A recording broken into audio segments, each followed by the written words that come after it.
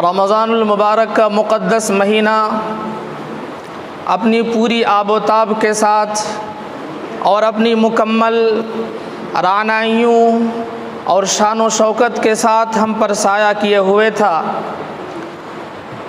اور رمضان کے مقدس اوقات کی مقدس ساعتیں اور مقدس گھڑیاں اپنی رحمتوں، اپنی برکتوں اور اپنی سعادتوں کے ساتھ خیر اور بھلائی کی طرف ہمیں بڑھا رہے تھے اور گناہوں سے بچنے کا موقع اور بچنے کے سامان مہیا کر رہے تھے۔ لیکن افسوس کہ رمضان کا مہینہ بڑی تیزی سے گزر گیا۔ رمضان کے مہینے کا اتنی تیزی سے گزر جانا قیامت کی نشانیوں میں سے ہے۔ پیارے آقا صلی اللہ علیہ وسلم نے ارشاد فرمایا کہ ایک زمانہ آئے گا جب وقت بہت تیزی سے گزر جائے گا، وقت کے اندر سے برکت ختم ہو جائے گی۔ پہلے جتنے وقت میں لوگ بہت زیادہ کام کیا کرتے تھے، کم ہی کام میں بہت زیادہ وقت ختم ہو جائیں گے۔ آپ نے فرمایا لا تقوم الساعة حتى يتقارب الزمان، قیامت اس وقت آئے گی جب وقت کم ہو جائے گا، وقت کے اندر سے برکت ختم ہو جائے گی۔ وتكون السنة كالشهر، سال ایسے گزرے گا جیسے مہینہ گزرتا ہے۔ والشهر كالاسبوع، اور مہینہ ایسے گزرے گا جیسے ہفتہ گزرتا ہے۔ والاسبوع كاليوم، اور ہفتہ ایسے گزرے گا جیسے دن گزرتا ہے۔ والیوم كالساعة، اور دن ایسے گزرے گا جیسے ایک گھنٹہ گزرتا ہے۔ وتكون الساعة كالزرمة بالنار، اور ایک گھنٹہ ایسے گزر جائے گا جیسے پلک جھپکنے کی مہلت اور آگ کی چنگاری گرنے کے بعد بجھنے تک جتنا وقت لگتا ہے ویسے گھنٹہ گزر جائے گا۔ تو بڑی بے برکتی کا وقت ہوگا، اور پیارے آقا صلی اللہ علیہ وسلم کے زمانے سے ہم جتنی دور ہوتے جا رہے ہیں اتنی ہی برکت ختم ہوتی چلی جا رہی ہے، برکت آہستہ آہستہ کم ہوتی چلی جا رہی ہے۔ اور انسان جب برکت کی چیزوں سے دور رہتا ہے، برکت کی جگہوں سے دور رہتا ہے تو بھی برکت ختم ہو جاتی ہے۔ آپ کو معلوم ہے کہ مسجد برکت کی جگہ ہے، اب انسان مسجد جائے ہی نہ تو بہت ساری خیر و برکت سے محروم رہ جائے گا، اس کے حصے میں خیر و برکت کے بے شمار اللہ کی طرف سے انعامات نہیں آئیں گے۔ اور بہت سارے مسلمان تو ایسے ہیں کہ اللہ معاف کرے، وہ ایسے محلے میں گھر بنانا نہیں چاہتے جہاں پر مسجد موجود ہوتی ہے، مسجد کے آس پاس گھر خریدنا نہیں چاہتے کہ اس سے انہیں تکلیف ہوتی ہے، اس سے انہیں دقت ہوتی ہے۔ خود بخود وہ خیر اور بھلائی اور رحمت و برکت سے دور بھاگنا چاہتے ہیں۔ ہمارے اور آپ کے آقا محمد عربی صلی اللہ علیہ وسلم کی ذات گرامی سب سے بابرکت ہے۔ ہم تقریباً 1450 سال آپ سے دور ہو گئے، اور جیسے جیسے دور ہو رہے ہیں برکت ختم ہوتی جا رہی ہے، بالکل ختم نہیں ہوئی لیکن کم ضرور ہو گئی ہے۔ تو رمضان المبارک کا اتنی تیزی سے گزر جانا ہمیں یہ سبق دیتا ہے، ہمیں یہ پیغام دیتا ہے کہ جس طرح یہ مہینہ تیزی سے گزر گیا اسی طرح تم تیزی کے ساتھ اپنی موت کے طرف بڑھ رہے ہو، اپنی آخرت کی طرف بڑھ رہے ہو۔ یہ رمضان المبارک کا مقدس مہینہ ہمیں پیغام دیتا ہے کہ دنیا کی زندگی دن بدن تمہاری کم ہوتی جا رہی ہے، لیکن ہم ہیں کہ دنیا کی غفلتوں میں، دنیا کی خرمستیوں میں اور دنیا کی بھول بھلائیوں میں پڑے ہوئے ہیں۔ ہم اور آپ آج عید کی نماز کے واسطے جمع ہوئے ہیں، تقریباً سب لوگ اپنے گھر سے غسل کر کے آئے ہیں، سارے لوگوں نے نئے کپڑے پہنے، اور جنہوں نے نئے کپڑے نہیں پہنے انہوں نے اپنے کپڑوں میں سے اچھے کپڑوں کا انتخاب کیا۔ اور آپ صلی اللہ علیہ وسلم کی سنت خوشبو لگانا ہے، عطر لگانا ہے، لوگوں نے خوشبو کا بھی استعمال کیا۔ لیکن اس مبارک موقع پر ہم تھوڑی دیر کے لیے یہ سوچیں، یہ غور کریں کہ آج تو ہم خود سے غسل کر کے آئے ہیں، لیکن ایک وقت ایسا آئے گا کہ ہم خود سے غسل نہیں کر سکیں گے، ہمیں غسل کرایا جائے گا، ہمیں نہلایا جائے گا۔ آج ہم خود سے نئے کپڑے اور اچھے کپڑے پہن کر آئے ہیں، ایک وقت آئے گا کہ کپڑے پہننے کی طاقت ہمارے اندر نہیں ہوگی، ہمیں نئے کپڑے پہنائے جائیں گے۔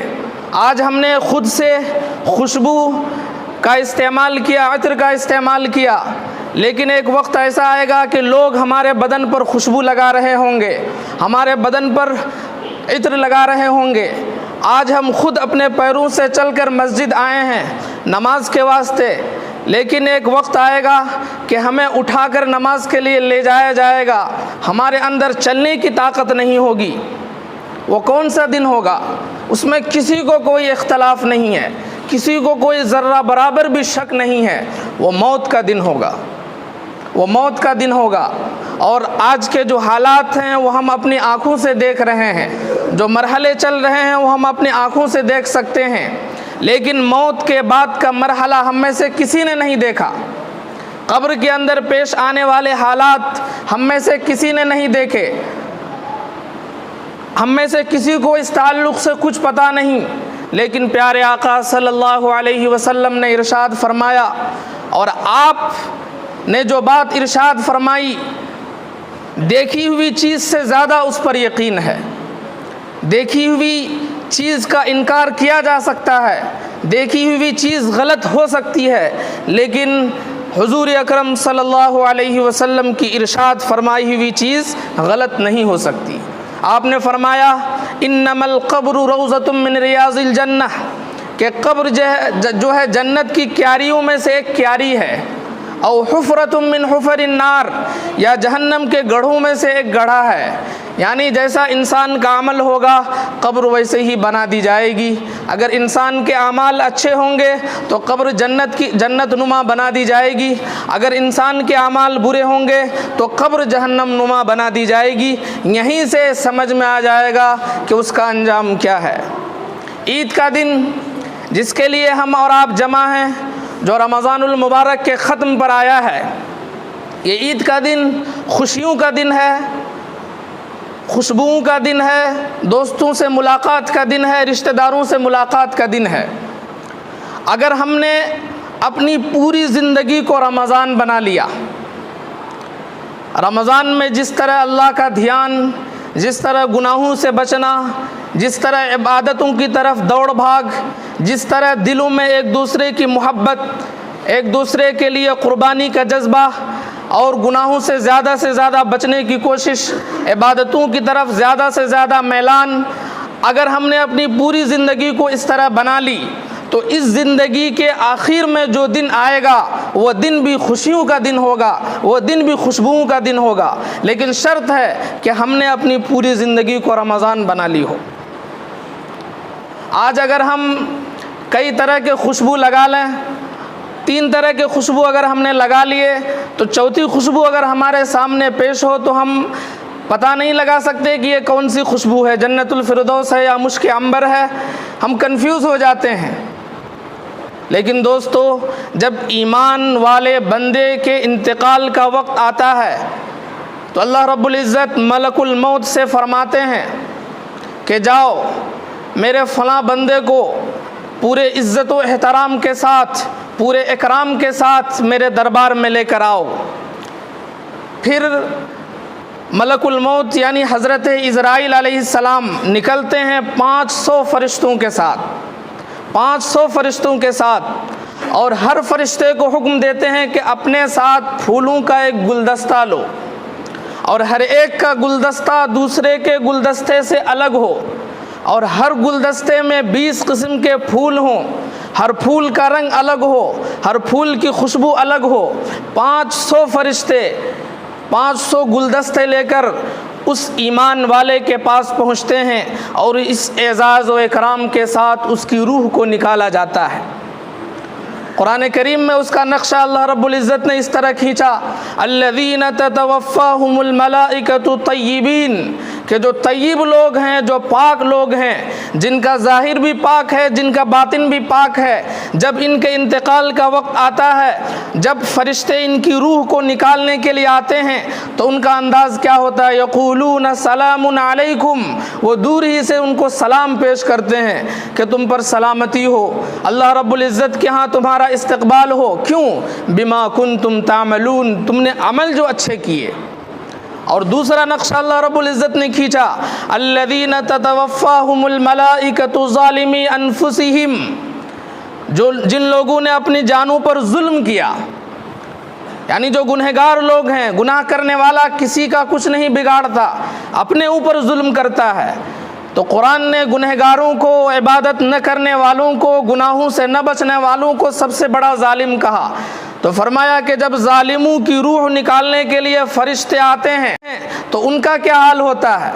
الذین تتوفاہم الملائکۃ ظالمی انفسہم، یہ گھبرا رہے ہوتے ہیں اور کیا کہتے ہیں؟ فالقوا السلم، وہ عذر پیش کرتے ہیں کہ ہمیں فرصت نہیں ملی، افسوس کہ ہم اچھے اعمال نہ کر سکے، بے شمار عذر اور بہانے پیش کرتے ہیں۔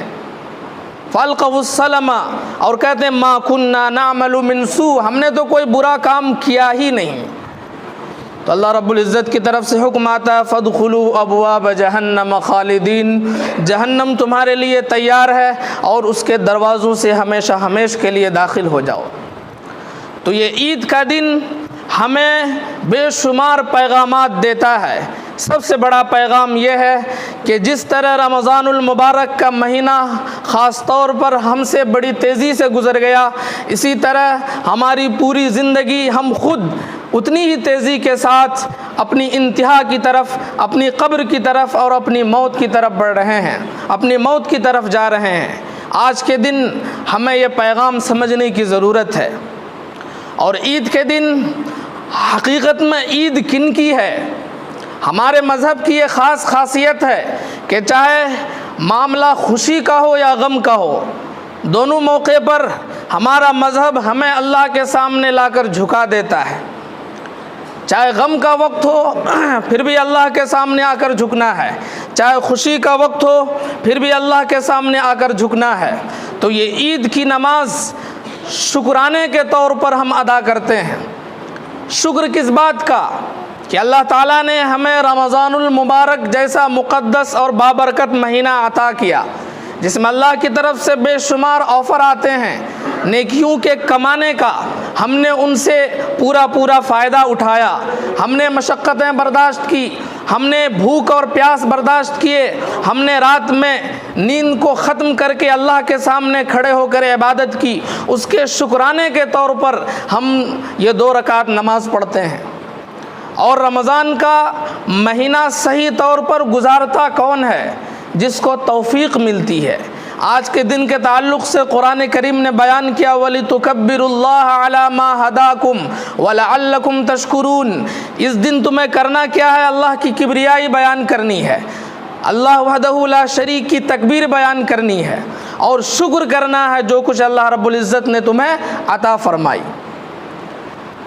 اللہ کی طرف سے توفیق ہر کسی کو نہیں ملتی، بلکہ ماحول بنا ہوا ہوتا ہے، کوئی رکاوٹ نہیں، صحت بھی اچھی ہے، موسم بھی اچھا ہے، کوئی بیماری بھی نہیں، کوئی عذر بھی نہیں، غربت بھی نہیں، سارے موقع میسر ہیں، پھر بھی روزہ نہیں رکھ رہا۔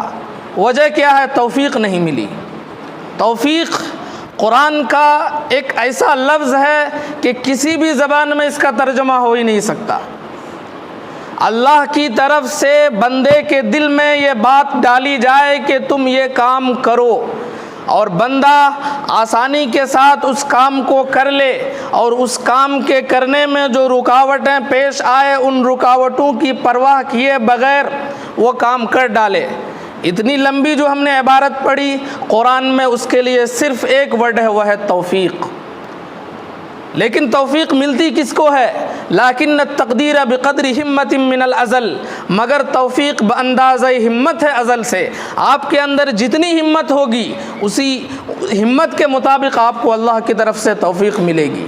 آپ اپنے اندر حوصلہ پیدا کریں گے، ہمت پیدا کریں گے، تب اتنی ہی مقدار میں اللہ کی طرف سے توفیق میسر ہوگی۔ تو یہ دن شکر کرنے کا ہے، کس پر؟ توفیق پر، علی ما ہداکم، کہ تمہیں ہدایت دی کس بات کی؟ سب سے بڑا انعام اللہ کی طرف سے اسلام ہے، پھر بے شمار انعامات صبح سے شام تک ہم اللہ کی طرف سے حاصل کرتے ہیں، انہی انعامات میں سے ایک بڑا انعام رمضان کے طور پر اللہ تعالیٰ نے ہمیں عطا فرمایا تھا۔ تو حقیقت میں عید منانے کا حق ان کو ہے جنہوں نے رمضان کو صحیح طور پر گزارا ہو، رمضان کا حق ادا کیا ہو۔ حقیقت میں عید ان کی عید ہے۔ خلیفہ ہارون رشید وہ عید کے دن پوری شان و شوکت کے ساتھ اپنی فوج کے ساتھ نکلا۔ مشہور بزرگ بہلول دانا رحمۃ اللہ علیہ وہ اس کی سواری کے سامنے کھڑے ہو گئے اور کہے، تم عید کس کو سمجھتے ہو؟ لیس العید من لبس الجدید، عید حقیقت میں اس کی نہیں ہے جس نے نئے کپڑے پہنے ہوں۔ انما العید لمن طاعته تزید، عید حقیقت میں اس کی ہے جس کی بندگی بڑھ جائے، جس نے زیادہ سے زیادہ عبادت کی۔ انما العید لمن خاف الوعید، عید اس کی ہے جو قیامت کے دن سے صحیح طور پر ڈرنے والا ہو۔ لیس العید لمن رکب المطایا، عید حقیقت میں اس کی نہیں جو اچھی سے اچھی سواری پر سواری کرتا ہو۔ انما العید لمن ترک الخطایا، حقیقت میں عید اس کی ہوگی جس نے گناہوں کو چھوڑ دیا، خطاؤں کو چھوڑ دیا۔ لیس العید لمن تبخر بالعود، عید حقیقت میں اس کی نہیں جو اچھی سے اچھی خوشبو کا استعمال کرتا ہو، اچھے سے اچھے پرفیومز کا استعمال کرتا ہو، عید اس کی نہیں ہے۔ انما العید لمن تاب ولا یعود، حقیقت میں عید اس کی ہے جس نے توبہ کی اور توبہ ایسی لا یعود، پھر دوبارہ اس گناہ کو کیا نہ ہو۔ حقیقت میں عید اس کی ہے۔ تو میرے بھائیوں، یہ عید کا دن بے شمار وعدے ہم سے کروانا چاہتا ہے کہ 11 مہینے ہمیں کس طرح گزارنے ہیں، جس طرح ہم نے رمضان کا مہینہ گزارا، جس طرح رمضان کے مہینے میں ہم نے عبادت کی، جس طرح رمضان کے مہینے میں ہم نے ایک دوسرے کی مدد کی، جس طرح رمضان کے مہینے میں ہم گناہوں سے بچے، جس طرح رمضان کے مہینے میں رات میں اللہ کی یاد میں ہم نے رات گزارے، اللہ کے سامنے ہم نے تلاوت قرآن کی، اللہ کے سامنے ہم نے نمازیں پڑھی، اسی طرح ہم 11 مہینے گزاریں۔ یہ وعدہ کریں کہ رمضان میں جس طرح مسجدیں بھری ہوتی تھیں اسی طرح پورے سال مسجدیں بھری ہوں۔ ہم یہ وعدہ کریں کہ رمضان المبارک میں جس طرح دینی ماحول اور خوشگوار ماحول لگتا تھا اسی طرح پورے سال ماحول بنا رہے۔ ہم یہ وعدہ کریں کہ ہم پورے سال کو جھوٹ، فریب، دغا بازی سے بچتے ہوئے گزاریں گے جس طرح ہم نے رمضان المبارک کا مہینہ گزارا۔ یہ عید کا دن ہمیں یہ پیغام دیتا ہے کہ آپس کی قدورتوں کو، آپس کی نفرتوں کو، آپس کی دشمنیوں کو بالکل بھلا دو، ایک دوسرے کے گلے مل جاؤ۔